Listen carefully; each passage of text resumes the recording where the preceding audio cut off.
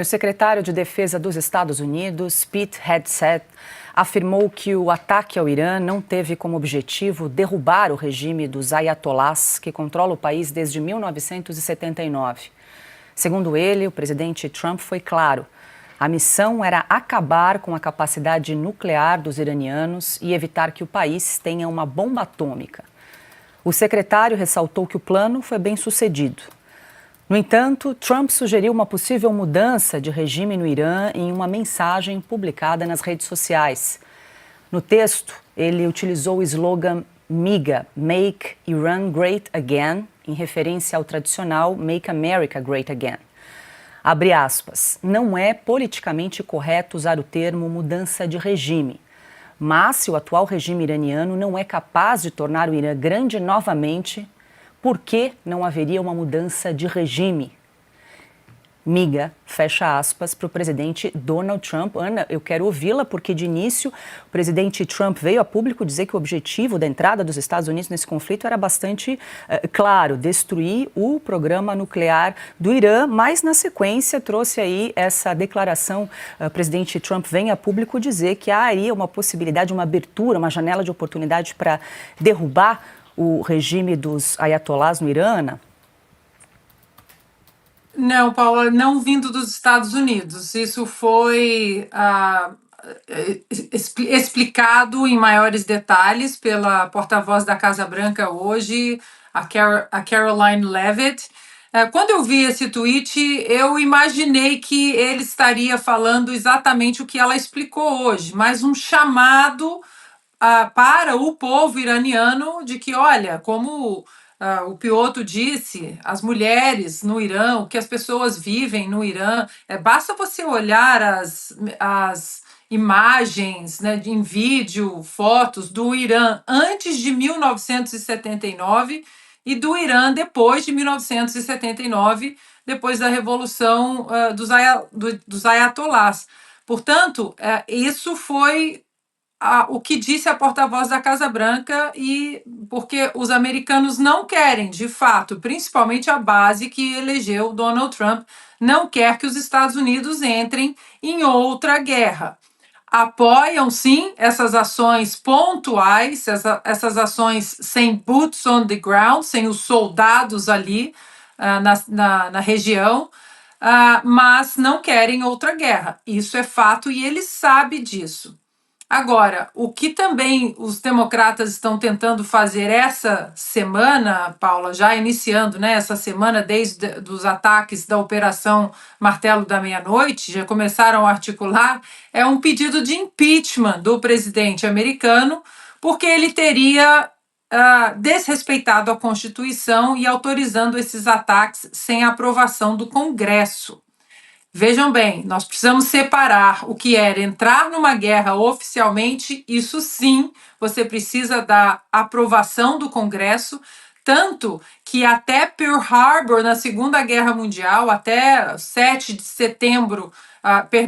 de dezembro de 1941, quando os japoneses atacaram a base naval americana no Pacífico, o Congresso americano havia declarado neutralidade na guerra.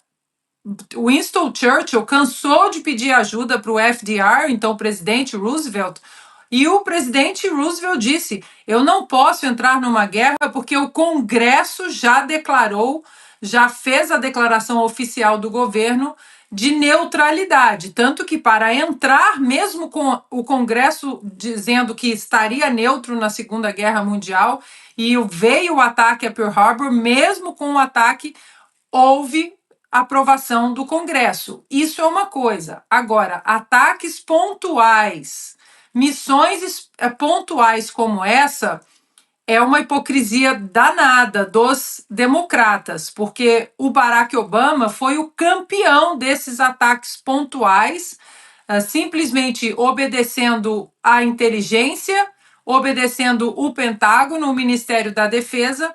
Ele fez isso sempre. O próprio Joe Biden também fez isso. Em 2024, ele fez isso no Iêmen.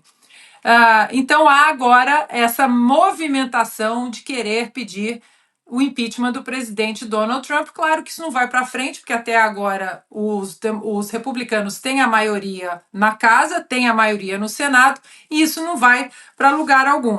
Agora, Paula, uma coisa que nós precisamos também colocar nesse debate é que muita gente está falando desse ataque pontual dos Estados Unidos como se fosse uma agressão dos americanos, naquele velho discurso com cheiro de naftalina, né? O imperialismo, o Yankee, eles querem, os opressores querem provocar o Irã.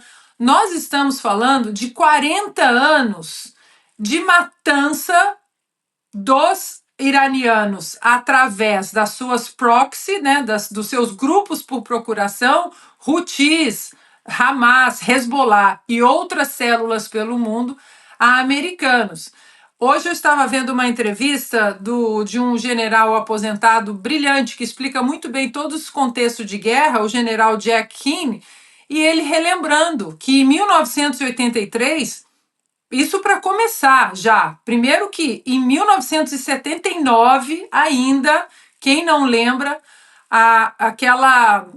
o ataque dos iranianos à embaixada americana no Teherã, em que eles conseguiram manter reféns americanos e canadenses durante 444 dias. Foi até um dos pontos, inclusive, fortes para a reeleição do Ronald Reagan. Logo depois, em 1983, teve o ataque à embaixada do Líbano.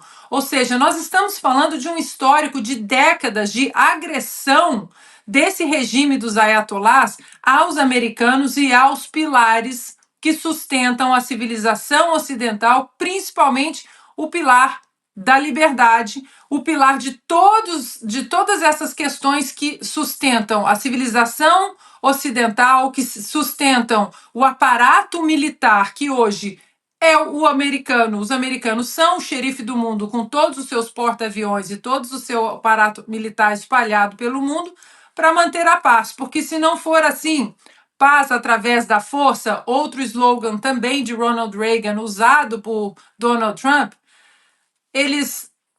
nós saberíamos muito bem onde estaríamos hoje. Num mundo completamente tomado pela ideologia jihadista que quer sufocar a liberdade, né? E como o Piotr muito bem colocou, principalmente a liberdade das mulheres. Onde estão as feministas para colocar fotos das iranianas agora e dizer como a vida delas é hoje e como era antes de 1979? Onde elas estão?